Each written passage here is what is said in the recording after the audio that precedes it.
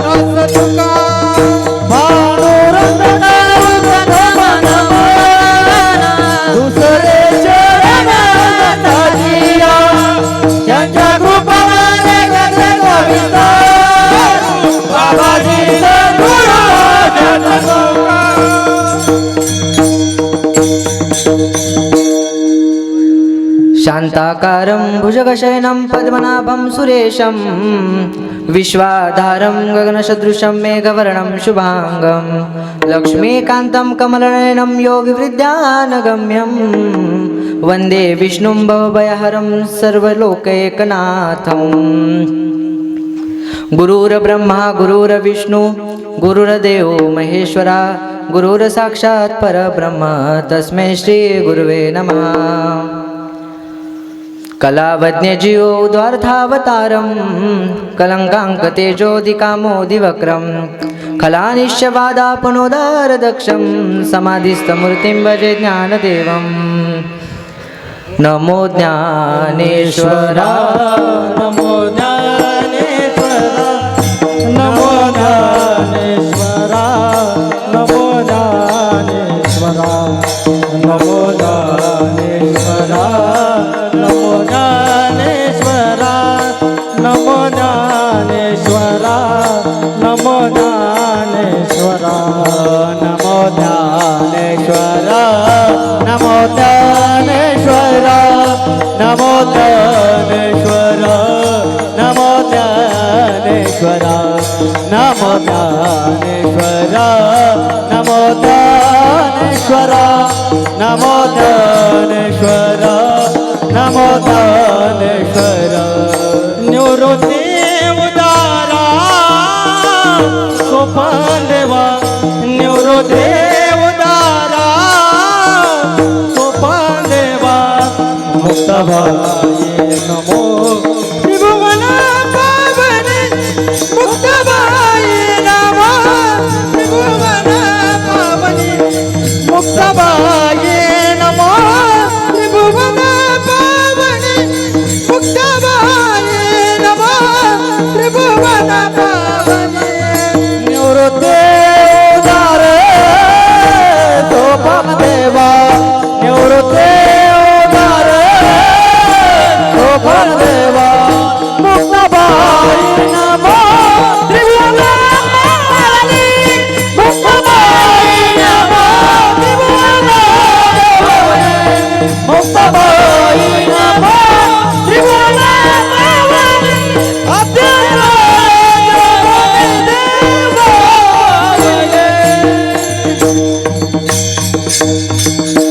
नमो ज्ञानेश्वरा नमो ज्ञानेश्वरा निवृत्ती उद्धारा सोपान देवा मुक्ताबाई नमो त्रिभुवन पावनी आदित्य जननी देवाची। वैष्णवा संगती सुख वाटे जीवा, वैष्णवा संगती सुख वाटे जीवा, आणि कमी देवा काही नेने, गायनाचे उडे आपुलिया छंदे, मनाचे आनंदे आवडीने. प्रस्तुत प्राप्त प्रसंगी प्राप्त स्थळी कीर्तन रूपी सेवेकरता निवडलेला अभंग, देहूचे साधू वैराग्याचे महामेरू, पंचमवेद निर्माते, इंद्रायणीच्या तीरावर उठलेलं भक्तीचं वादळ, देवमान्य संत, लोकमान्य संत, संत मान्य संत यांच्या गाथ्यातील 4 चरणाचा उत्कृष्ट असा अभंग सेवेकरता निवडलेला आहे. विठ्ठल विठ्ठल विठ्ठल.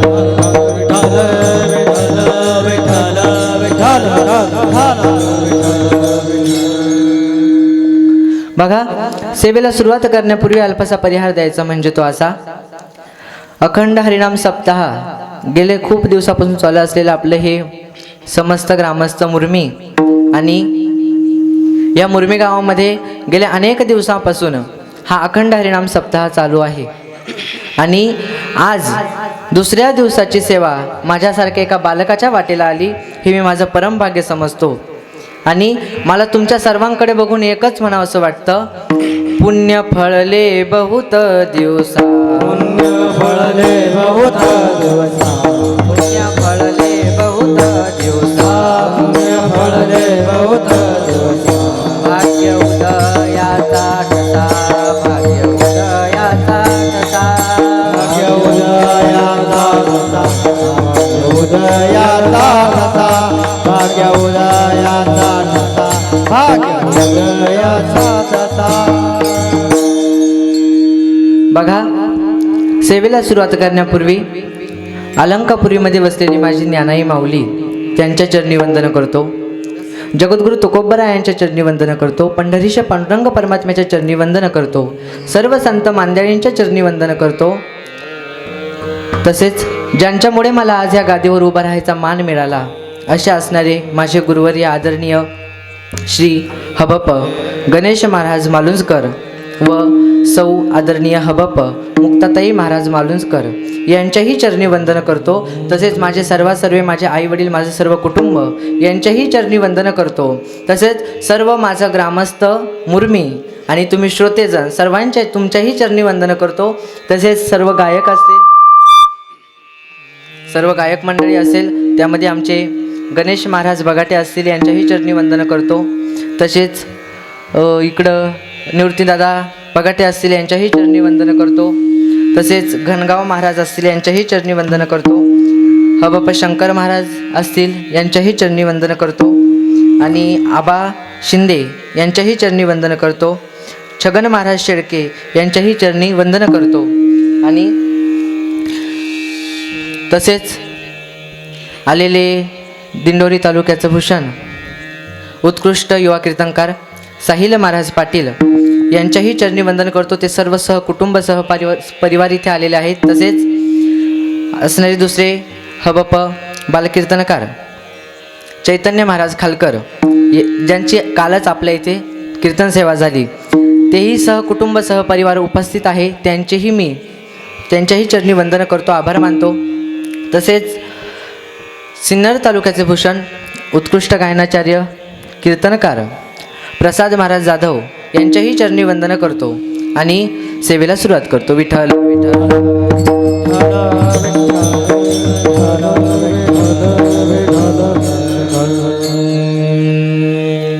बघा, अभंग 4 चरणाचा आहे, तो संवादात्मक आहे.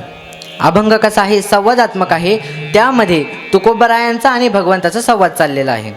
अभंगामध्ये आता संवाद चाललेला आहे, मग नेमका संवाद म्हणजे काय हे आधी बघणं खूप गरजेचं आहे. मग बघा, संवाद कळण्याकरता आधी वाद कळावा लागतो. वाद कळाल्यानंतर विवाद कळतो आणि विवाद कळाल्यानंतर मग संवादाची परिभाषा कळते. मग बघा, आपल्याला सर्वात आधी काय बघायचं आहे? वाद. मग तुमच्या आमच्या लेखी वादाची एकच व्याख्या आहे. कोणती व्याख्या आहे? चौकामध्ये राडा झाला की आपण काय म्हणतो? वाद झाला. किंवा भाऊकीचे बांधावरून भांडणं झाली की आपण काय म्हणतो?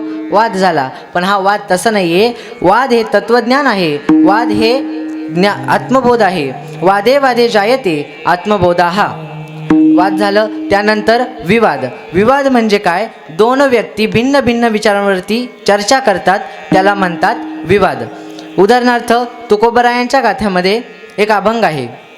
देव घ्या कुणी आयता आला घर पोसोनी. तुकोबराय देवाला डोक्यावर घेतात, देवाला हातामध्ये घेतात आणि तुमच्या आमच्या घरोघरी दारोदारी जाऊन सांगतात, देव घ्या कुणी आयता आला घर पोसोनी. आणि तुम्ही आम्ही जनसामान्य तुकोबरायांना काय म्हणतो तर ऐका, आपण तुकोबरायांना म्हणतो, देव न लगे साठवणीचे रुंदले जागे. तुकोबराय म्हणतात देव घ्या आणि तुम्ही आम्ही काय म्हणतो, आम्हाला देव नको. आपल्याला देव नकोय का? हवाय. पण तुकोबराय म्हणतात देव घ्या आणि आपण म्हणतोय नको. हे काय झाले? भिन्न भिन्न विचार झाले. याला म्हणतात विवाद. त्याच्यानंतर आहे संवाद. बघा, जेथे जेथे संवाद होतो, दोन व्यक्ती एका ठिकाणी बसून संवाद करतात किंवा चर्चा करतात, त्याला म्हणतात संवाद. आणि जेथे संवाद होतो तिथे नक्कीच काही चांगलं घडल्याशिवाय राहत नाही. विठ्ठल विठ्ठल.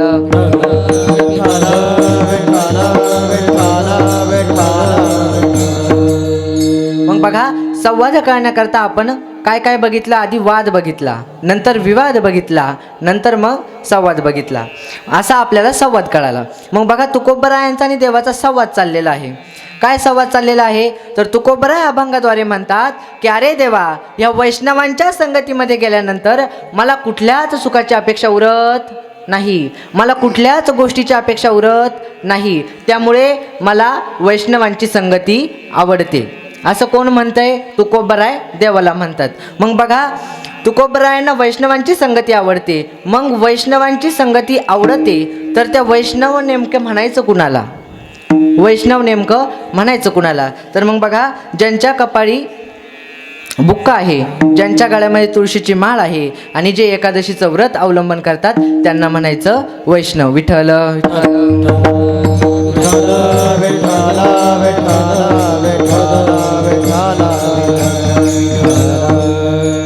हे वैष्णव आहे. मग या वैष्णवांच्या संगतीमध्ये गेल्यानंतर मला सुख भेटतं, असं कोण म्हणतंय? तुकोबराय म्हणतायत देवाला. मग बघा, आता इथे सुख आलं.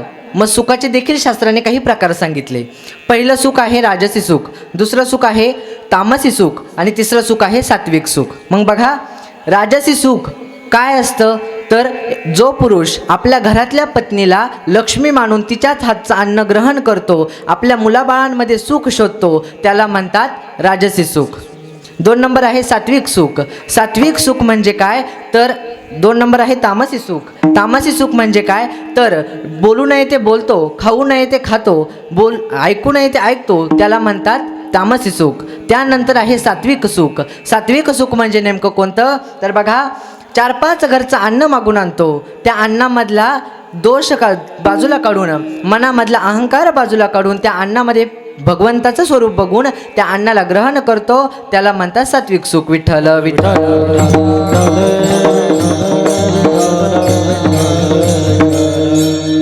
मग बघा, यापैकी कुणी राजसी सुख उपभोगत असेल, कुणी तामसी सुख उपभोगत असेल, कुणी सात्विक सुख उपभोगत असेल. मग या तिन्हीपैकी आपल्याला कोणतं सुख पाहिजे हो तर बघा, या तिन्ही सुखांपैकी आपल्याला पाहिजे आहे सर्व सुख. कोणतं? सर्व सुख. मग हे सर्व सुख आपल्याला कुठे भेटतं? कुठे भेटतं तर भगवंताच्या चरणावरती. हे सुख भेटतं भगवंताच्या चरणावरती. म्हणून आषाढी वारी निमित्त प्रत्येक भक्त पंढरपूरला गेला, चंद्रभागेचं स्नान केलं आणि बारीला लागला. भगवंताचं दर्शन करायचं म्हणून बारीला लागला. मग बघा, प्रत्येकजण देवाकडे येते. भगवंत उभा आहे, भगवंताकडे मागतंय. काय मागतंय तर देवा मला बंगला पाहिजे, देवा मला गाडी पाहिजे, माझ्या मुलाबाळांचं लग्न कर. अजून काय मागण्या असतात आपल्या? मला जमीन घ्यायची, त्यासाठी मला मदत कर. अशा अनेक मागण्या देवाकडे लोक करतात, जसे आपण करतो तसे. मग बघा, अशा मागण्या करीत असताना देवाला कंटाळा येतो. देवाला असं वाटतं की अरे बाबा, प्रत्येकजण माझ्याकडे मागण्या करता आलंय, प्रत्येकजण मला मागण्या करता आलंय, पण माझ्यासाठी कुणी आलेलं नाही. मग अशात भगवंताला आठवण होते, ती म्हणजे माझ्या निष्ठावंत वारकऱ्याची, ती म्हणजे तुकोबरायांची. मग बघा, वाट पाहे उभा भेटीसी आवडी. मग निष्ठावंत वारकऱ्याची, निष्ठावंत भक्ताची भगवंत देखील वाट पाहत असतो. मग अशात वाट बघत असताना तुकोबराय गाभाऱ्याच्या बाहेर येऊन उभे असतात. आता बारीला लागतात आणि बारीला लागत असताना तुकोबरायांचं भजन चालू असतं. काय भजन चालू असतं राम कृष्ण हरी जय जय राम कृष्ण हरी राम कृष्ण हरी जय जय मुकुंद मुरारी राम कृष्ण हरे जय जय राम कृष्ण हरे राम कृष्ण हरे जय जय राम कृष्ण राम कृष्ण हरी जय जय राम कृष्ण हरी राम कृष्ण हरी जय जय मुकुंद मुरारी राम कृष्ण हरे जय जय राम कृष्ण हरे राम कृष्ण हरे जय जय मुकुंद मुरारी असं भजन माझ्या जगद्गुरु तुकोबारायांचं चाललेलं आहे. आणि तुकोबाराय गाभाऱ्यात प्रवेश करतात, भगवंताला डोळे भरून पाहतात, भगवंताचं दर्शन घेतात. मला सांगा, आम्ही जर भगवंताचं दर्शन घ्यायला गेलो तर आपण डोळे बंद करून दर्शन घेतो का डोळे उघडे ठेवून दर्शन घेतो? डोळे बंद करून. डोळे बंद करून दर्शन न घेता डोळे उघडे ठेवून दर्शन घ्यायचं. असं दर्शन माझ्या तुकोबारायांनी केलं. त्या देवाला डोळ्यामध्ये साठवलं आणि तुकोबाराय धन्य धन्य झाले. आता तुकोबारायांचं दर्शन झालं, तुकोबाराय गाभाऱ्याच्या बाहेर निघणार, तेवढ्याच भगवंताने तुकोबारायांचा हात धरला. तुकोबारायांचा हात धरला आणि तुकोबारायाला भगवंत म्हणतात की का हो तुकोबाराय, प्रत्येकजण इथे येतंय, प्रत्येकजण इथे येते, माझ्याकडे काही ना काही मागतंय, मग तुम्ही का माझ्याकडे काही मागितलं नाही? तुकोबाराय म्हणतात, भगवंता अरे काय मागू मी तुझ्याकडे? तेव्हा देव म्हणतात तुकोबारायांना की अहो तुकोबाराय, तुमच्या अनेक पिढ्या होऊन गेल्या, पिढ्यानोपिढ्या सर्वांनी माझी भक्ती केली, सर्वांनी माझ्या सेवा केली, पण अजून कुणीच माझ्याकडे काही मागितलं नाही. पण तुम्ही तरी माझ्याकडे काहीतरी मागावं अशी माझी तुम्हाला विनंती आहे. तेव्हा तुकोबाराय म्हणतात की नाही देवा, काही मागणे हे आम्हा अनुचित, वडिलांची रीत जाणत असे. बघा, काही मागणं नाही, हे आमच्या वडिलांची रीत चालत आलेली आहे आणि तीच मी पुढे पाळणार आहे, हे माझं कर्तव्य आहे, त्यामुळे मी काही मागणार नाही. तेव्हा देव तुकोबारायांना म्हणतात की अहो तुकोबाराय काहीतरी मागा. तुकोबाराय म्हणतात नको. तुकोबाराय म्हणतात नको आणि देव म्हणतात काहीतरी मागा. आता देव मागा म्हणतोय तरी तुकोबाराय मागत नाहीत. मग बघा तुकोबारायांचा अधिकार किती आहे. मग बघा, असं चालत असताना देव म्हणतोय मागा, तुकोबाराय महाराज तुकोबाराय म्हणतात नको. मग बघा, असं ते देव भगवंत तुकोबारायांच्या रावण्या करत असताना तुकोबाराय भगवंताला म्हणतात, का रे भगवंता, असं काय आहे तुझ्याकडे की ते तुम्हाला देऊ शकतोस? असं काय आहे की जे तुम्हाला देऊ शकतोस? तेव्हा भगवंत तुकोबारायांना म्हणतात की अहो तुकोबाराय, मी तुम्हाला मोक्ष देऊ शकतो. काय देऊ शकतो? मी तुम्हाला मोक्ष देऊ शकतो. पण तुकोबाराय म्हणतात की अरे देवा, ती मोक्ष, ती मुक्ती माझ्या घरी काय करती? भांडे घाशीती. मोक्ष आम्हा घरी कामारी ते दासी. ती मोक्ष, तो मोक्ष आमच्या घरी दास्यत्व करतो, त्यामुळे मला मोक्षही नको. तेव्हा तुकोबाराय भगवंताला म्हणतात मला मोक्षही नको. मग देव तुकोबारायांना म्हणतात की अहो तुकोबाराय, मग मी तुम्हाला संपत्ती देऊ शकतो. तुकोबाराय म्हणतात, मला जर तुझी संपत्ती लागत असती तर माझे 400 एकर मी लोकांना दान केले असती का? नाही. मग मला संपत्तीही नको. मग तुकोबाराय म्हणतात की अहो तुकोबाराय, मी तुम्हाला सर्व सुख देऊ शकतो. मग तुकोबाराय म्हणतात मला ते सर्व सुखही नको. मग देव म्हणतात सर्व सुख नको, असं का बरं? तर तुकोबाराय म्हणतात जे माझ्याकडे ऑलरेडी आहे ते मी तुझ्याकडे का मागू? आता भगवंताला प्रश्न पडतो, मी तुकोबारायांना संपत्ती दिली नाही, मी तुकोबारायांना कधी मोक्ष दिला नाही, मी तुकोबारायांना कधी सुख दिलं नाही, मग नेमकं हे सुख मिळतं कुठून तुकोबारायांना? हे सुख मिळतं कुठून? जर मी दिलं नाही तर कुठून तरी दुसरीकडून मिळत असेल, मग नेमकं मिळतं कुठून? हे देवा तुकोबारायांना विचारतात की का हो तुकोबाराय, तुम्हाला हे सुख मिळतं कुठून? तेव्हा तुकोबाराय याचं उत्तर अभंगाच्या प्रथम चरणात देतात. वैष्णवा संगती सुख वाटे जीवा, वैष्णवा संगती सुख वाटे जीवा.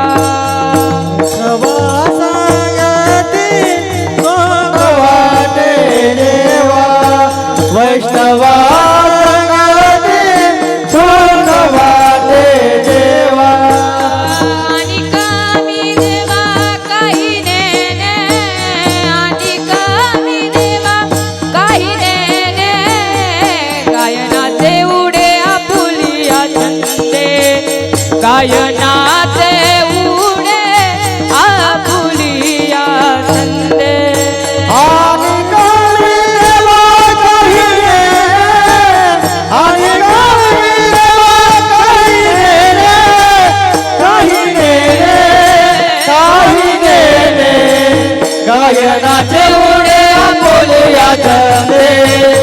नयनाचे ओढे आपोले आछाये. वैष्णवा संगती सुख वाटे जीवा आणि कमी देवा काही नेणे. बघा तुकोबराय म्हणतात की त्या वैष्णवांच्या संगतीमध्ये गेल्यानंतर मला सर्व सुख भेटतं, त्यामुळे मला सुखही नको. मग बघा वैष्णवांच्या संगतीमध्ये काय भेटतंय तुकोबरायांना? सुख. मग देव तुकोबरायांना म्हणतात की नेमकं वैष्णव म्हणायचं कुणाला? तुकोबराय वैष्णव नेमकं म्हणायचं कुणाला? मग बघा आपले मुख्य दैवत 5 आहेत. त्यापैकी पहिला आहे भगवान शंकर, 2 नंबर आहे आदिशक्ती, 3 नंबर आहे गणपती, 4 नंबर आहे विष्णू आणि 5 नंबर आहे सूर्यदेव. मग बघा पहिले आहेत शंकर. तर शंकरांचे भक्त कोण असतात? तर शैव असतात. शंकरांचे भक्त शैव असतात. गणपतीचे भक्त गाणपत्य असतात. आदिशक्तीचे भक्त हे शाक्त असतात. विष्णूंचे भक्त हे वैष्णव असतात. मग बघा शंकरांचे जे भक्त असतात ना शैव, ते काय करतात? तर ते त्यांच्या बाजाने भजन करतात. कसं भजन करतात? तर ऐका. खरे शिवाचे आहे पुत्र, नाही जमले कुणाशी सूत्र. नाथ भक्ती लई पवित्र, नाही चालत तंत्र मंत्र. भूत बाधानी घाबरी त्याला, भूत बाधानी घाबरी त्याला. नाथ भगवा भक्तीवाला, बाबा बंगाल फिरून आला रे नाथ भगव्या कपनीवाला. बाबा बंगाला फिरून आला या नाथ भगव्या कपनेवाला. बाबा बंगाला फिरून आला नाथ भगव्या कपनेवाला. बंगाल फिरून आला रे नाथ भगव्या कपनीवाला. बाबा बंगाल फिरून आला नाथ भगव्या कपनीवाला. बाबा बंगाला फिरून आला नाथ भगव्या कपनेवाला. बाबा बंगाला फिरून आला नाथ भगव्या कपनेवाला. मडी गावी राजा कनिपनाथ माझा, मडी गावी राजा कनिपनाथ माझा. नाथ नाथ गजर तिथं चालतो, तिथं चैतन्य हो कानिपनाथ समाधीत नांदतो. चैतन्य हो कानिपनाथ समाधीत नांदतो. बाबा बंगाला हो कानिपनाथ समाधी जनात. हे कैवन्य हो कानिपनाथ समाधी जनात. बाबा बंगाल फिरून आला रे नाथ भगव्या कपनीवाला. बाबा बंगाल फिरून आला रे नाथ भगव्या कपनी. बाबा बंगाला फिरून आला या नाथ भगव्या कपनेवाला. बाबा बंगाला फिरून आला या नाथ भगव्या कपनेवाला.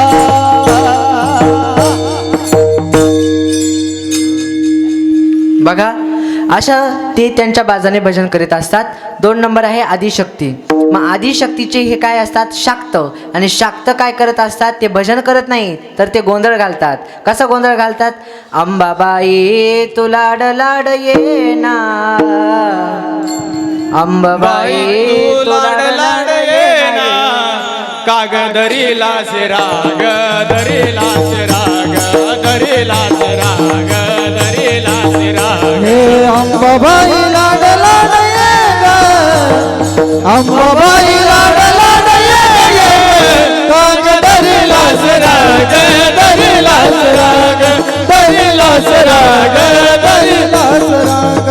दरीला राग दरीला राग दरीला राग दरीला राग. तुझ सत्वाची खरी अंबाबाई, तुझ सत्वाच नरनार बाई. सत्वाच खरी अंबाबाई, तुझ तुझ माझी आई. तू ग पुढं पुढं, तू ग पुढं पुढं, मी ग तुझ्या मागे. दरीला राग दरीला राग अंबाबाई लाड लाड ये ये. दरीला राग दरीला राग. अंबाबाई लाड लाड ये ग ये ग ये ग. काग दरीलास राग दरीलास राग. अंबाबाई लाड लाड ग काग दरीला राग दरीला राग दरीला राग दरीला राग. मग बघा असा त्यांचा काय चालतो गोंधळ. त्यानंतर आहेत वैष्णव काय करतात तर ते भगवंताची भक्ती करतात. कशी? वैष्णव तो मनोजया, वैष्णव तो मनोजया, वैष्णवा तो मनोजया, वैष्णवा तो मनोजया. देवा वरे माया अवनी देवा वरे माया, वैष्णवा तो मनोजया, वैष्णवा तो मनोजया.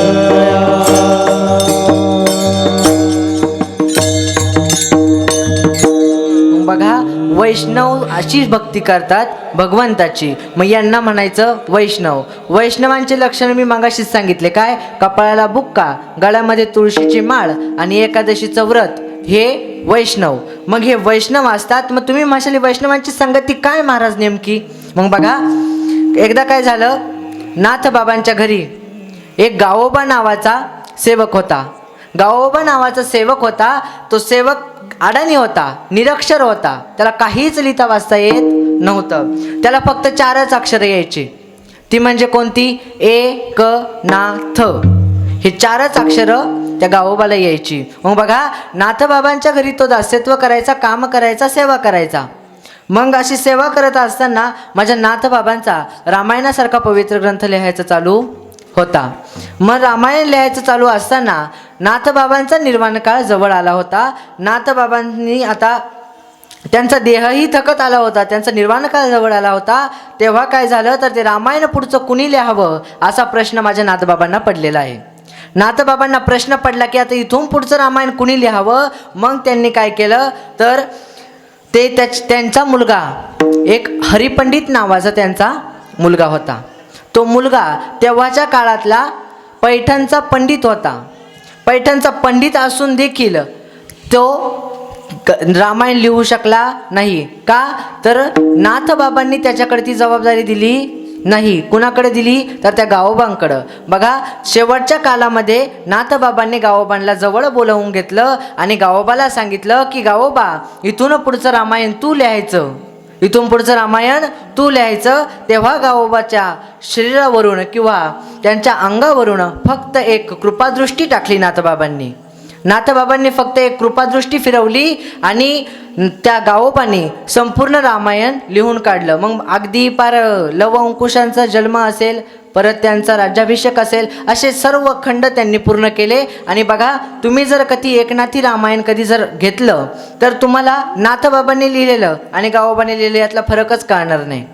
ही आहे संतांची, ही आहे वैष्णवांची संगती. मग बघा अजून काय आहे वैष्णवांची संगती? अरे माझ्या ज्ञानोबारायांची संगती भिंतीला झाली, ती भिंत चालली. माझ्या ज्ञानोबारायांची संगती रेड्याला झाली, ती रेड्यामुखी वेद बोलविला, रेड्यामुखी बोलविला रेड्या मोगे, वेद बोलविला रेड्या मोगे. बघा तो रेडा काय केला तर वेद बोलला. मग ही आहे वैष्णवांची संगती. याच्याही पुढे जाऊन जर सांगायचं झालं तर बघा एकदा नारद मुनी भगवंताला भेटले आणि भगवंताला म्हणतात की वैष्णवांची संगती म्हणजे नेमकं काय रे भगवंता? तेव्हा देव सांगतात की नारद मुनी आताच भूतलावर एका गटारीमध्ये किड्याने जन्म घेतलाय. कशाने? किड्याने जन्म घेतलाय. त्या किड्याला जाऊन विचारा तुम्ही वैष्णवांची संगती काय असते. तेव्हा नारद मुनी त्या भूतलावर गेले. ते बछडही मरण पावलं.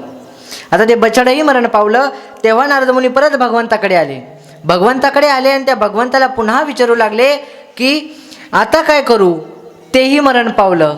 तेव्हा भगवंतांनी सांगितलं, आत्ताच भूतलावर एका पोपटाच्या पिलाने जन्म घेतलाय, त्या पिलाला जाऊन विचार की वैष्णवांची संगती काय असते.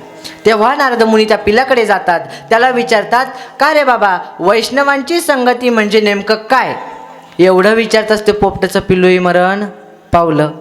आता नारद मुनी परत कुणाकडे आले? भगवंताकडे आले आणि भगवंताला विचारतात, का रे बाबा, तू माझी थट्टा मांडलीस का? तू मला धड वैष्णवांची संगती सांगा ना, आणि मला गरक्या मारायला लावून राहिला भूतल आणि भगवंताकडे. त्या नारद मुनीचे काय चालू आहेत? गरके चालू आहेत. मग आता सांग मला वैष्णवांची संगती म्हणजे काय? मग आता वैष्णवांची संगती काय असं विचारल्यावरती भगवंत म्हणतात की नारद मुनी, आत्ताच एका गोठ्यामध्ये गाईच्या पोटी वासराने जन्म घेतलाय. तुम्ही त्या वासराला जाऊन विचारा की वैष्णवांची संगती म्हणजे नेमकं काय? आता नारद मुनी भगवंताला म्हणतात की अरे देवा, तू मला किड्याला विचारायला लावलं, मी किड्याला विचारलं, किडाही मरण पावला. तू मला गाढवाच्या पिल्लाला विचारायला लावलं, ते गाढवाचं पिल्लूही मरण पावलं. तू मला पोपटाच्या पिल्लाला विचारायला लावलं, तेव्हा ते पिल्लूही मरण पावलं. आता जर माझ्या हातून त्या गाईचं वासरूही मेलं ना, तर मला त्या गोहत्येचं पापही लागेल आणि गोकुळातल्या एका वासराचं माझ्याकडून निधनही होईल. त्यामुळे मी काही जाणार नाही. देव म्हणतात, अहो जाऊन तर बघा. नारद मुनी म्हणतात, मी जाणार नाही. भगवंत म्हणतात, तुमचा माझ्यावर भरोसा नाही का? मग तसं सोनू, तुझा माझ्यावर भरोसा काय नाही का? तसं तुमचा माझ्यावर भरोसा नाही का? तसं नारद मुनी गेले कुठं? गोठ्यामध्ये. आता गोठ्यामध्ये गेले आणि विचारलं की का रे बाबा, वैष्णवांची संगती काय असते? वैष्णवांची संगती काय असं विचारले ते वासरूही मरण पावलं. आता नारद मुनी खूप निराश झाले आणि भगवंताकडे गेले आणि म्हणाले, अरे भगवंता, मीच इतका पांढऱ्या पायाचा आहे, मीच इतका करम कटाळा आहे की माझं तोंड पाहिल्यावर कुणीही मरण पावतं, कुणीही काय होतं? मरण पावतं. त्यामुळे मीच विचारणं हे योग्य नाही, मला वैष्णवांची संगती कळणार नाही. तेव्हा भगवंत म्हणतात, अहो नारद मुनी, ऐका ना, आताच एका राजवाड्यामध्ये राजाच्या पोटी खूप दिवसांनी एक मुलगा जन्माला आलाय. कोण जन्माला आलाय? मुलगा. त्या मुलाला जाऊन विचारा वैष्णवांची संगती काय असते. तेव्हा नारद मुनी भगवंताला म्हणतात की अरे देवा, मी ज्या ज्या पशुला विचारलं, ज्या ज्या प्राण्याला विचारलं, ते सगळे मरण पावले. आता मी जर त्या राजाच्या मुलाला विचारलं आणि तो जर मरण पावला, तर या प्राण्यांकडे कोर्ट नव्हतं म्हटले, पण राजाकडे काय आहे? कोर्ट आहे. नारद मुनी कुठे जातील? कोर्टात. त्याच्यामुळे नारद मुनी म्हणतात, मी जाणार नाही. भगवंत म्हणतात, अहो नारद मुनी, जाऊन तर बघा, एकदाच माझ्यावर विश्वास ठेवून पहा. आता नारद मुनी निघाले कुठं? राजवाड्यात. आता राजवाड्यात चालले. आता नारद मुनी आले म्हणजे त्यांचं खूप जंक्शन स्वागत झालं. नारद मुनीला बसायला खुर्ची दिली. आता सर्व काही कार्यक्रम पार पडला आणि नारद मुनी त्याच बाळापाशी गेले आणि काय विचारलं? वैष्णवांची संगती काय असते? वैष्णवांची संगती काय? एवढं विचारल्या ते चमत्कार असा झाला, ते बाळ बोलू लागलं. महाराज, ते बाळ म्हणतं, नारद मुनी, तुम्हाला ज्याने मला हा प्रश्न विचारायला लावला ना, त्याला आधी घेऊन या, तेव्हा मी काय देईल? उत्तर देईल. मग आता एवढं म्हटल्यावर नारद मुनी गेले आणि भगवंताला घेऊन आले. भगवंताला घेऊन आल्यानंतर तेव्हा विचारलं, आता सांग मला वैष्णवांची संगती काय असते? संत संगतीचे काय सांगू सुख, संत संगतीचे काय सांगू सुख, संगतीचे काय सांगू सुख, संत संगतीचे काय सांगू सुख. आपणा परीखे नाही देते, आपणा परीखे नाही देते, संत संगतीचे काय सांगू सुख, संत संगतीचे काय सांगू सुख. अपना परेखे नाही देते, अपना परेखे नाही देते,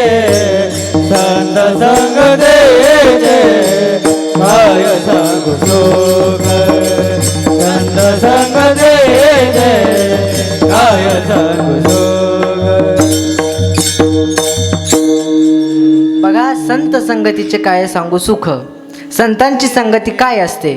मग तेव्हा नारद मुनींनी हा प्रश्न विचारल्यावर ते बाळ सांगू लागतं, ते बालक बोलू लागतं की नारद मुनी बघा, माझा जन्म आधी एका गटारीच्या किड्यामध्ये झाला. आता नीट ऐका इथून पुढं, हे तात्पर्य आहे दृष्टांताचं. काय तर माझा जन्म एका गटारीच्या किड्यामध्ये झाला, तर मी तिथे मला तुमचं दर्शन झालं. कुणाचं? नारद मुनींचं. मला त्या जन्मातून मुक्तता भेटली. बघा, त्यानंतर माझा जन्म एका गाढवाच्या पोटी झाला, तेथेही मला तुमचं दर्शन झालं, तिथूनही मला जन्माची मुक्ती भेटली. त्याच्यानंतर माझा जन्म पोपटाच्या पोटी झाला, तेथेही मला तुमचं दर्शन झालं, तिथूनही मला मुक्ती भेटली. त्याच्यानंतर माझं पुण्य कुठेतरी फळाला आलं, म्हणून मी गोकुळामध्ये जन्माला आलो आणि तेथे देखील मला तुमचं दर्शन झालं आणि मला त्याही जन्मातून मुक्ती भेटली. बघा नारद मुनी, वैष्णवांच्या संगतीचा फायदा असा आहे, संतांचे संगती मानव मार्ग गाते, अकळावा श्रीपती येणे पांते, अकळावा श्रीपती येणे पांते, अकळावा श्रीपती येणे पांते. संतांचे संगती मानव मार्ग गाते, अकळावा श्रीपती येणे पांते, अकळावा श्रीपती येणे पांते, अकळावा श्रीपती येणे पांते. बघा, मग ते बालक म्हणतं, माझं पुण्य इतकं फळाला आलं तुमच्या दर्शनाने. बघा, आज मी एका राजवाड्यामध्ये जन्माला आलो. हे असती वैष्णवांची संगती, ही आहे वैष्णवांची संगती. सागरे तेरी अच्छी बनेगी, संतन के संग लागरे तेरी अच्छी बनेगी, संतन के संग लागरे तेरी अच्छी बनेगी, संतन के संग लागरे तेरी अच्छी बनेगी, अच्छी बनेगी तेरी बिगड़ी बनेगी, अच्छी बनेगी तेरी बिगड़ी बनेगी, अच्छी बनेगी तेरी बिगड़ी बनेगी, अच्छी बनेगी तेरी बिगड़ी बनेगी, संतन के संग लागरे तेरी अच्छी बनेगी, संतन के संग लागरे तेरी अच्छी बनेगी, संतन के संग लागरे तेरी अच्छी बनेगी, संतन के संग लागरे तेरी अच्छी बनेगी, तेरी अच्छी बनेगी. मग ही असते वैष्णवांची संगती. बघा, वैष्णवांच्या संगतीचा आपण काय बघत आहोत? महिमा बघत आहोत. आत्ताच खूप गोड असं प्रमाण दिलं आहे, संतन के संग लागिरे तेरी अच्छी बनेगी, अच्छी बनेगी तेरी बिगडी सजेगी. बघा, ही असते वैष्णवांची संगती. बघा, मी जाता जाता सांगून जाईल की सप्ताह जरी माझ्या गावचा असला ना, तरी आम्ही इथे आलोत आमच्या महाराजांसोबत. आम्ही इथे आलो कोणासोबत? आमच्या महाराजांसोबत. महाराजांसोबत आल्यानंतर आम्ही अनुभव असा घेतला, आम्ही महाराजांसोबत जिथे महाराजांना पाहुणचारा करता बोलवतात तिथे आम्ही सर्व असतो. आमची टीम सगळीकडे सध्या फिरते. वैष्णवांची संगती सांगतोय बरं का मी. बघा, आम्ही महाराजांसंगे फिरतोय. महाराजांसंगचा पाहुणचार हा किती गोड आहे हे आम्ही चांगलं अनुभवलं आहे बरं का. ही फक्त पावर धोत्रात आणि नेहरूमध्येच आहे. असेच विद्यार्थी आमचे महाराज घडवतात. बघा, आज ह्या विद्यार्थ्याच्या इथे, उद्या त्या विद्यार्थ्याच्या इथे आम्ही रोज भटकत आहोत, रोज महाराजांसोबत फिरत आहोत. ही आहे आमच्या वैष्णवांची संगती. मग बघा, इतकी पावर आहे ह्या वैष्णवांमध्ये, इतकी पावर आहे ह्या वैष्णवांमध्ये. आम्ही आज कुठे गेलतो माहिती आहे का? चांदवडला. काय? देवीच्या दर्शनाकरता. खूप मोठं असं आमचं स्वागतही झालं. वैष्णवांची संगती बघा, स्वागत झालं, जेवण चांगलं मिळालं, जेवणही चांगलं मिळालं आणि लोक आपल्या पायही पडतात. यासाठी मी सांगून जाईल, कबीरदास महाराजांनी खूप छान दोहा सांगितला. काय सांगितलं बघा? साधू संगत में 3 गुण है, साधू संगत में 3 गुण है, हर कोई लागत पाव, खाने को मिष्टान न मिले, आखिर स्वर्ग ही जाओ. बघा, वैष्णवांच्या संगतीमध्ये जर गेलं तर आपल्याला जेवण चांगलं खायला मिळतं. कधीच आपल्याला उपाशी राहावं लागत नाही. उपाशी तर कुणीच राहत नाही, पण तरी देखील पाची पक्वान्न जेवायला मिळतं. आणि दुसरं काय तर प्रत्येकजण आपल्या पाया पडतं. त्याच्याही पुढे जाऊन काय सांगतात, महत्त्वाची गोष्ट ती म्हणजे आपल्याला वैकुंठाला जागा मिळते. ही आहे वैष्णवांची संगती. म्हणून मी सांगत होतो, आम्ही आमच्या महाराजांसोबत आलो आहोत, आम्ही चांगला अनुभव घेतला. आणि आज माझा हे अभंग कोणचा आहे, वैष्णवा संगती. विठ्ठल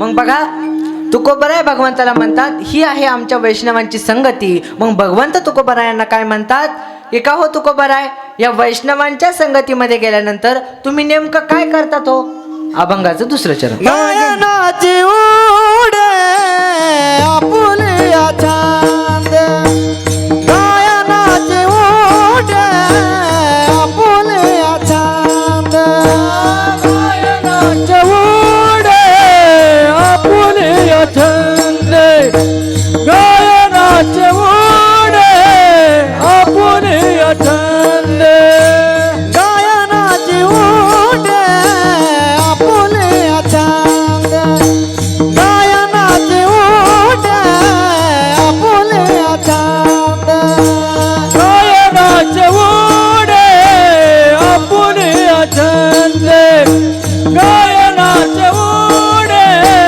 आपुलिया छांद, मनाचा आनंद आवडे,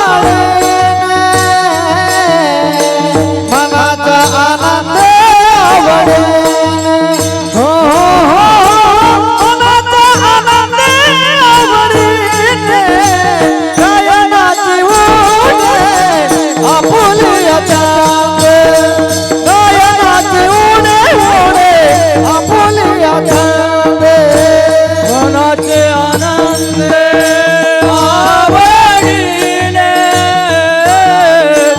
मनाचे आनंद आवडीने, हो मनाचे आनंद आवडीने, गायनाचे उडे आपुलिया छांद, गायनाचे उडे आपुलिया छांद, गायनाचे उडे आपुलिया छांद, मनाचा आनंद आवडीने, मनाचा आनंद आवडीने, गायनाचे उडे आपुलिया छांद, मनाची आवड आवडीने, मनाची आवड आवडीने, मनाची आवड आवडीने.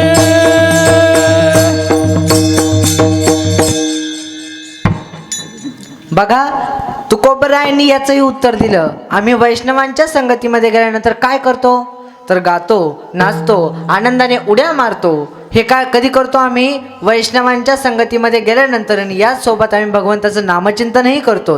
गायनाचे उडे आपुलिया छंदे, मनाचे आनंदे आवडीने. आम्ही हे सर्व आवडीने करतो, भगवंताचं नामचिंतन करतो. बघा, नामचिंतन केल्याने जर आपल्याला मुक्तता भेटत असेल, नामचिंतन केल्याने जर आपल्याला सर्व सुख भेटत असेल, तर आपणही भगवंताचं नामचिंतन केलं पाहिजे. तरी सर्वांनी हात वरती करायचे. मुक्ती पाहिजे ना, हात वरती करा. विठोबा रखुमाई, विठोबा रखुमाई, विठोबा रखुमाई, विठोबा रखुमाई, जय विठोबा रखुमाई, विठोबा रखुमाई, विठोबा रखुमाई, पारकुमाई, विठोबा रखुमाई, विठोबा रखुमाई, विठोबा रखुमाई, विठोबा रखुमाई, विठोबा रखुमाई, विठोबा रखुमाई, विठोबा रखुमाई, जय विठोबा रखुमाई, विठोबा रखुमाई, विठोबा रखुमाई, विठोबा रखुमाई, जय विठोबा रखुमाई,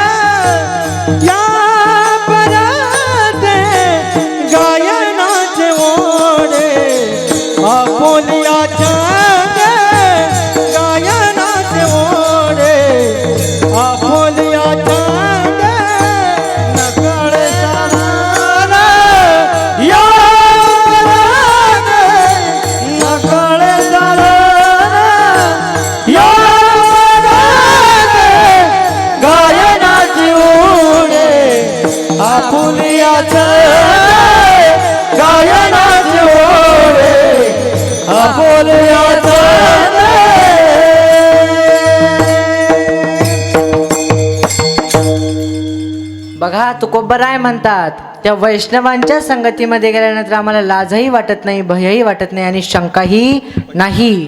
आम्ही निशंक होऊन डायरेक्ट त्यांच्या संगतीमध्ये जाऊन गातो, नाचतो, उड्या मारतो आणि तेही कसं आनंदाने. आनंदाने आम्ही या सर्व गोष्टींचा आनंद घेत असतो. बघा मला याही पुढे जाऊन सांगायचंय. तुकोबराय काय म्हणतायत? लाज भय शंका दुरावीला मान. अरे भगवंता बघ, आम्हाला काय लाज वाटणार? मीराबाई होत्या ना, त्या तर राजकन्या होत्या. त्यांना भजन करता करता त्या राजाने विषाचा प्याला दिला, तो देखील त्यांनी भगवंताचं नामचिंतन करता करता ग्रहण केला, तरी देखील त्यांना त्याचं काही त्याच्यावर परिणाम झाला नाही. हे आहे भगवंताचं नाम. मग बघा हे मीराबाईंनी जेव्हा विष ग्रहण केलं तेव्हा भगवंताने देखील त्या मीराबाईसाठी तो कैवारी झाला. मीराबाईसाठी घेतो विष प्याला, दामाजीचा झाला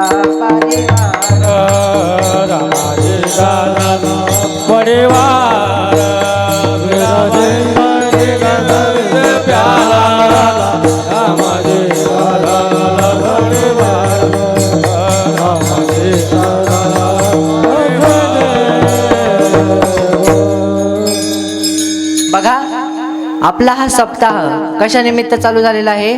नागपंचमी निमित्त. नागपंचमी हा सण आपण भगवान शंकराच्या नावाने करत असतो. तर आपण एकदा भगवंताचं त्या शंकराचं नामचिंतन करूया. तरी सर्वांनी म्हणायचंय ओम नमः शिवाय, ओम नमः शिवाय, हर हर भोले नमः शिवाय, नमः शिवाय, ओम नमः शिवाय, हर हर भोले नमः शिवाय, शिवाय ओम नमः शिवाय, हर हर भोले नमः शिवाय. बोला रे बोला.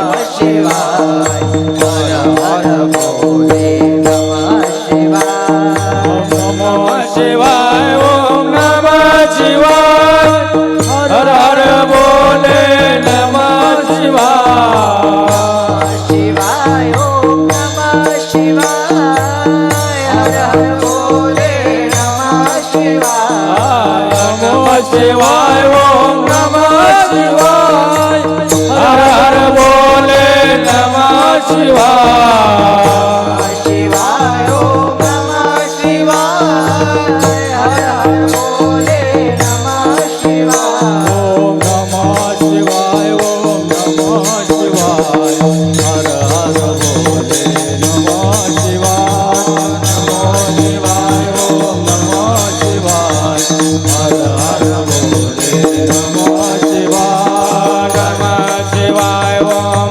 नमः शिवाय, हर हर भोले नमः शिवाय, नमः शिवाय, ओम नमः शिवाय, हर हर भोले नमः शिवाय.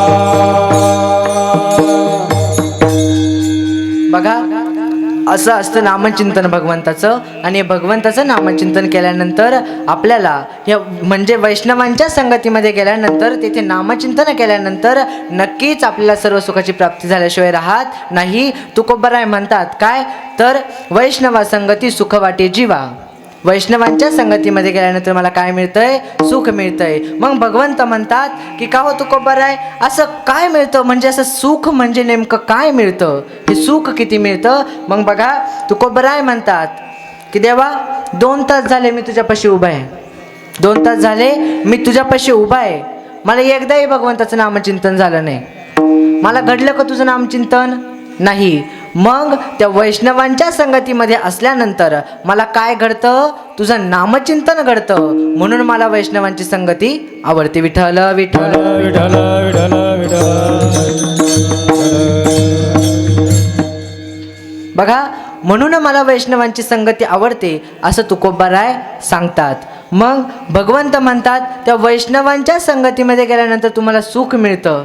त्या वैष्णवांच्या संगतीमध्ये गेल्यानंतर तुम्हाला सुख मिळतं. मग तुकोबाराय त्या वैष्णवांच्या संगतीमध्ये गेल्यानंतर बघा, तुम्ही भजन करतात, गातात, नाचतात, उड्या मारतात, हे सर्व बरोबर आहे. मग मला सांगा, तुम्हाला सर्व काही जे काही जीवनात मिळालं, जे काही प्राप्त झालं, ते सर्व तुम्हाला वैष्णवांच्या संगतीमध्येच मिळालं का? म्हणजे तुमच्या लेखी माझी काहीच किंमत नाही का? असं भगवंत तुकोबारायांना म्हणतात. माझी काहीच किंमत नाही का तुमच्या लेखी? तेव्हा तुकोबाराय म्हणतात की नाही देवा, बघ, आजपर्यंत आम्ही जे काही होतो ना ते तुझ्यामुळे होतो.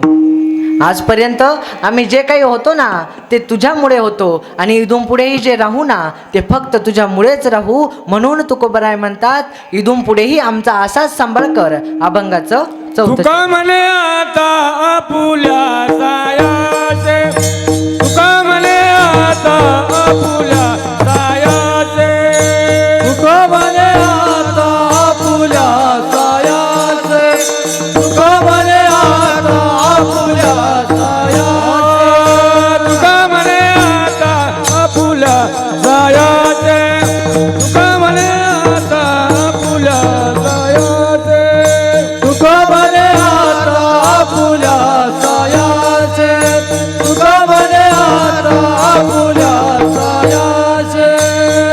जगदीचे अंबाळाले, जगदीचे संभाळिले, गायनाचे उडे आपुलिया छंदे, गायनाचे उडे आपुलिया छंदे. जगदीचे सांभाळावे, आम्हा जगदीचे सांभाळावे, गायनाचे ओळे आपुले आचले, गायनाचे ओळे आपुले आचले.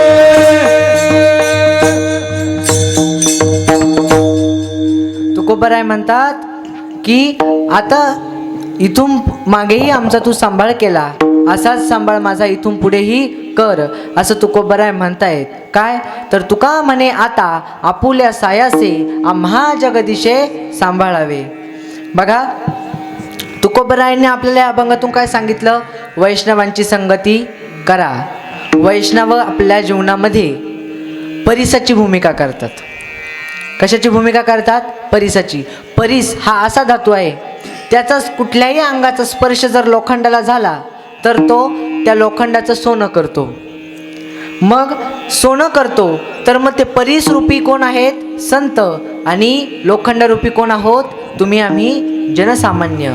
त्या वैष्णवांच्या संगतीमध्ये आपण जावं. त्या वैष्णवांच्या संगतीमध्ये गेल्यानंतर नामचिंतन करावं. नक्कीच आपल्या जीवनाचं सोनं झाल्याशिवाय राहणार नाही. बघा, आता जीवनाचं सोनंच करायचं असेल तर काय? तर आपल्या जीवनामध्ये एक विशिष्ट स्थान असावं. आपल्या जीवनामध्ये एक विशिष्ट गुरु असावा. आपल्या जीवनामध्ये एक ज्ञानाचं स्थान असावं. म्हणून बघा, आळंदीमध्ये बसलेली आमची श्री संत गुरुकृपा वारकरी शिक्षण संस्था आणि गेली अखंड 15 वर्षापासून ती अविरतपणे ज्ञानदानाचं कार्य करीत आहे. बघा, माझ्यासारखे अनेक विद्यार्थी इथं घडलेले आहेत. जसं काल उदाहरणार्थ तुम्ही कालचं कीर्तन ऐकलं. चैतन्य महाराज खालकर यांनी उत्कृष्ट असं नामाचा महिमा सांगितला. तुटे भवरोग संचित क्रियामान भोग या अभंगावर उत्कृष्ट असं कीर्तन केलं. असे विद्यार्थी घडवण्याचं काम आमचे महाराज करतात. बघा, मग ह्या आळंदीचा महिमा काय? या आळंदीत येण्याकरता सुद्धा खूप भाग्य असावं लागतं. बघा, या आळंदीत येण्याकरता आहे ना खूप भाग्य असावं लागतं. का? बघा, मी नेहमी सांगत असतो, सपने तो 1000 बनाते हैं लेकिन टूट जाते हैं. सपने तो 1000 बनाते हैं लेकिन टूट जाते हैं. आलंदी में वही आता है जिसे ज्ञानेश्वर भगवान बुलाते हैं, जिसे ज्ञानेश्वर भगवान बुलाते हैं.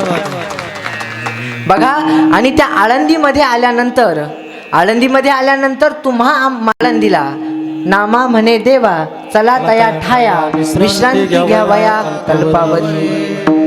बघा, नामदेवराय सुद्धा भगवंताला घेऊन कुठे आले? आळंदीला आले. आणि ह्या आळंदीमध्ये, अरे आळंदी माऊलींच्या मांडीवर, माऊलींच्या कुशीत बसलेली आमची ही संस्था, आणि अनेक विद्यार्थी इथे ज्ञान घेतात, अनेक विद्यार्थ्यांना इथे घडवलं जातं. बघा, मी कीर्तनाच्या मार्फत, ह्या कीर्तनातून, ह्या सप्त्यातून तुम्हाला एकच सांगून जाईल. बघा, आपल्या गावामध्ये कीर्तनकार नव्हता, आपल्या गावामध्ये गायनाचार्य आहेत, पण बघा, माझी एक खंत आहे, आपल्या गावाचे देखील कीर्तनकार तयार व्हावे, आपल्या गावाचे उत्कृष्ट गायनाचार्य तयार व्हावे, आपल्या गावाचे उत्कृष्ट पखवाज वादक तयार व्हावे. म्हणून मी विनंती करेन की मुलांचे संस्कारांचं जर आपल्याला जतन करायचं असेल, मुलांना जर चांगले संस्कार लावायचे असतील, तर नक्कीच आमची आळंदी यात कुठेही कमी पडणार नाही. अशी असणारी आमच्या आळंदीमध्ये बसलेली श्री संत गुरुकृपा वारकरी शिक्षण संस्था. बघा, संस्थापक अध्यक्ष गणेश महाराज मालुंजकर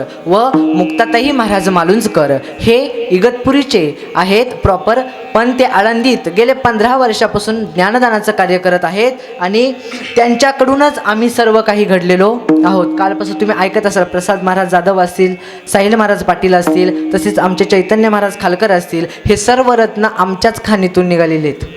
कुठून?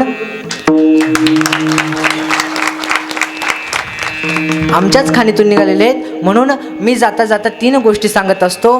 तर पहिली म्हणजे आई वडिलांचा सांभाळ करा, आई वडिलांचा सांभाळ करा. बघा, आई वडील आहेत म्हणून आपण आहोत, आई वडिलांचा सांभाळ करा. बघा, जर घरात आई वडिलांना जागा नसेल ना, तर त्या घराला काडी मात्र किंमत नाही. म्हणून आई वडिलांचा सांभाळ करा. बघा, घर साधं सिंपल असावं, त्या घराच्या एका साईडला आई बसलेली असावी, एका साईडला वडील बसलेले असावं, हेच खरं सुख आहे. म्हणून सांगून जाईल, फक्त आई वडिलांचा सांभाळ करा आणि त्यानंतर मुलाबाळांना चांगले संस्कार लावा. मी आत्ता तोच मुद्दा सांगत होतो, संस्कारांचं जतन आमच्या आळंदीमध्ये होणार, यात तीळ मात्र शंका नाही. मग बघा, याही पुढे जाऊन मी सांगतो की गळ्यामध्ये पवित्र तुळशीची माळ धारण करा आणि एकादशीचं व्रत अवलंबन करा. बघा, मुलाबाळांना का चांगले संस्कार लावावे? बघा, अवघी 4 वर्षाची मुलगी बलात्काराला बळी पडू नये म्हणून मुलाबाळांना चांगले संस्कार लावा.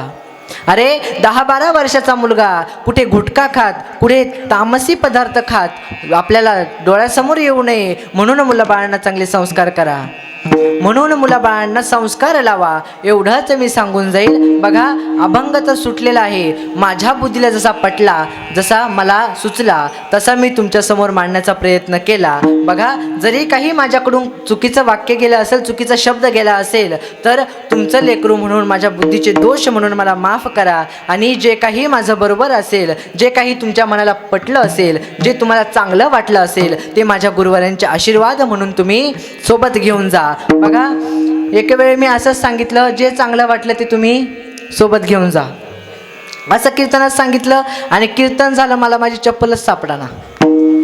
आता चप्पल सापडाना म्हणून मी सगळीकडे चप्पल शोधतोय, आणि मला एका मुलाच्या पायात माझी चप्पल दिसली. आता मला चप्पल दिसली, मी त्याच्याकडे गेलो, म्हटलं, काय रे बाबा, माझी चप्पल का घातली? तो म्हटला, महाराज काय खोटं बोलतात, तुम्हीच सांगितलं जे चांगलं वाटलं ते. म्हणजे चपला पण न्यायच्या काय? मग म्हटलं, अरे बाबा, याचा अर्थ असा आहे, जे काही विचार तुला चांगले वाटले असतील ते तू सोबत घेऊन जा, आणि जे काही तुला न्यायचं नसेल ते माझं मला परत कर. एवढंच मला सांगायचं आहे. विठ्ठल विठ्ठल.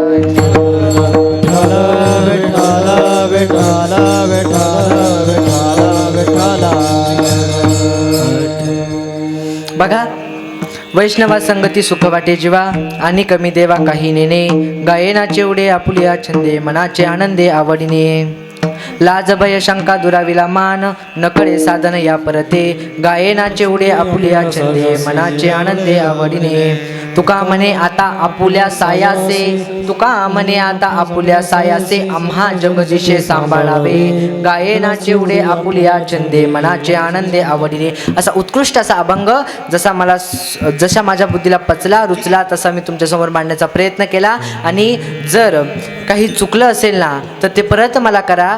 कारण हे माझंच गाव आहे, मला माहिती आहे, माझं चुकलंही असेल ना, तरी तुम्ही मला माफ करणार. माझं चुकलं जरी असेल ना तरी तुम्ही माफ करणार. बघा एवढ्या लांबून लांबून माझे पाहुणे असतील, माझे नातेवाईक असतील, सर्व माझ्या कीर्तनाकरता आले, त्यांचेही मी एकदा धन्यवाद मानतो, त्यांचेही आभार मानतो. आणि बघा चिंतन असंच असेल असं नाही, कोणाच्या बुद्धीने वेगळंही असू शकतं. म्हणून माझ्या बुद्धीला वाटला तसं मी सोडवला. आणि इथे बघा ज्ञानेश्वर माऊली ज्ञानराज माऊली ज्ञानेश्वर माऊली ज्ञानराज माऊली तुकाराम माऊली ज्ञानराज माऊली महाराज ज्ञानेश्वर माऊली ज्ञानराज माऊली तुकाराम.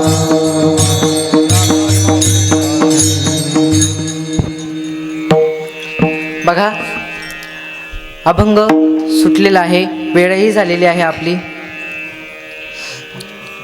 मला सांगितलं होतं वेळेत चिंतन संपवायचं, वेळेत कार्यक्रम आवरायचा, म्हणून वेळेत मी कीर्तन सोडलं. बघा सांगून एवढंच जाईन की आपल्या जीवनामध्ये भगवंताच्या नामचिंतनाला एक स्थान द्या. कारण तुम्ही म्हणशाल आम्हाला वेळच मिळत नाही, वेळ मिळत नाही. वेळ, अरे तुम्ही काम करताना कामामध्ये तरी भगवंताचं नाम घेत जा. कामामध्ये सुद्धा भगवंताचं नामचिंतन करता येतं. कामामध्ये काम काही म्हणा राम राम, असं भगवंताचं नामचिंतन करायचं. अरे नामचिंतन केलं माझ्या तुकोबारायांनी, त्यांनी देहसकट वैकुंठ गमन केलं. नामचिंतन केलं माझ्या ज्ञानोबारायांनी, त्यांनी प्राणसंजीवन समाधी घेतली. नामचिंतन केलं नाथबाबांनी, त्यांनी ही जलसमाधी घेतली. म्हणून मी सांगणार नाही तुम्ही समाधी घ्या, फक्त भगवंताचं नामचिंतन करा, एवढंच सांगून जाईल. आणि झालेली सेवा पंढरीश पांडुरंग परमात्म्याच्या चरणी, माऊली ज्ञानोबारायांच्या चरणी, देहूचे तुकोबाराय यांच्याही चरणी, तसेच सर्व संत मांदाडी यांच्याही चरणी समर्पित करतो, ज्यांच्यामुळे आज मला ह्या गादीवर उभा राहण्याचा मान मिळाला. असे असणारे आमचे गुरुवर्य गणेशजी महाराज मालुंजकर, ते इथे उपस्थित आहेत. खास विद्यार्थ्यांचे कीर्तन आहेत म्हणून ते इथे उपस्थित आहे. बघा आमच्या गुरुवर्यांचं एक वैशिष्ट्य आहे, गुणगान गात नाही बरं का, गुणगान नाही सांगत, शिष्य मोठा व्हावा, शिष्य पुढं जावा म्हणून गुरुवर्यांचे सतत प्रयत्न चालू असतात. बघा तुम्ही कालपासून बघितलं असेल, आम्ही कीर्तन करतो, महाराज आमच्या समोर बसलेले आहे, महाराज आमच्या समोर बसलेले आहेत. कसलाही मोह नाही, कसलाही अहंकार नाही. बघा एवढी नम्रता आणि विद्यार्थ्यांना शिकवणं, पुढे पाठवणं, प्रत्येक तालुक्यात आपला विद्यार्थी व्हावा, प्रत्येक गावात आपला विद्यार्थी व्हावा, ही एक त्यांची मनातली इच्छा आहे, ती पूर्ण करायचं काम ते करतात. बघा जसं की आमचे साहिल महाराज दिंडोरीचे आहेत, तसेच प्रसाद महाराज सिन्नरचे आहेत, चैतन्य महाराज निफाडचे आहेत, जसा मी येवल्याचा आहे. अशा अनेक जिल्ह्यातली, अनेक तालुक्यातली विद्यार्थी आमच्या संस्थेत शिक्षण घेतात. अशा विद्यार्थ्यांना घडवण्याचं काम आमचे महाराज करतात. तसेच आमच्या माई असतील, त्याही खूप आतुरतेने आम्हाला सर्व काही शिकवतात. बघा कुठल्याच गोष्टीत कमतरता नाही शिक्षणाच्या बाबतीत. प्रत्येक गोष्टीत विद्यार्थी तारंगत असावा, प्रत्येक गोष्टीत विद्यार्थ्याने उतरावं, प्रत्येक गोष्ट करावी, हीच फक्त आतुरता त्यांच्या मनाला लागलेली असते. आणि ते काम एकदम ते साधारण सोप्या आणि साध्या भोळ्या स्वभावाने ते करतात. एवढंच मला सांगायचं आहे. तर असे असणारे माझे गुरुवर्य यांच्याही चरणी मी सेवा समर्पित करतो. तसेच माझे सर्वे माझे आईवडील, माझं कुटुंब, त्यांच्याही चरणी समर्पित करतो. आणि तसेच सर्व ग्रामस्थ मुर्मी यांच्याही चरणी समर्पित करतो. तसेच इकडं आपले गायनाचार्य असतील गणेश महाराज बगाटे यांच्याही चरणी समर्पित करतो. तसेच निवृत्ती दादा बगाटे यांच्याही चरणी समर्पित करतो. रवी महाराज शेळके यांच्याही चरणी समर्पित करतो. बघा मृदंगवादक असतील घनगाव महाराज यांच्याही चरणी समर्पित करतो. आणि आलेले आमचे सर्व महाराज मंडळी आळंदीकर सर्वांच्या चरणी सेवा समर्पित करतो. सर्व पाहुणे मंडळींच्या चरणी सेवा समर्पित करतो. बघा ज्यांचे नावं घेतले ते देव, ज्यांचे नावं घेतले ते देव, आणि ज्यांचे राहिले ते महादेव. त्यामुळे कुणीही वाईट वाटून घेऊ नका. आपलंच लेकरू म्हणून मला माफ करा. झालेली सेवा तुमच्या सर्व श्रोतेजनांच्याही चरणी समर्पित करतो आणि सेवेला पूर्णविराम. विठ्ठल जय जय विठ्ठल, जय विठ्ठल जय जय विठ्ठल.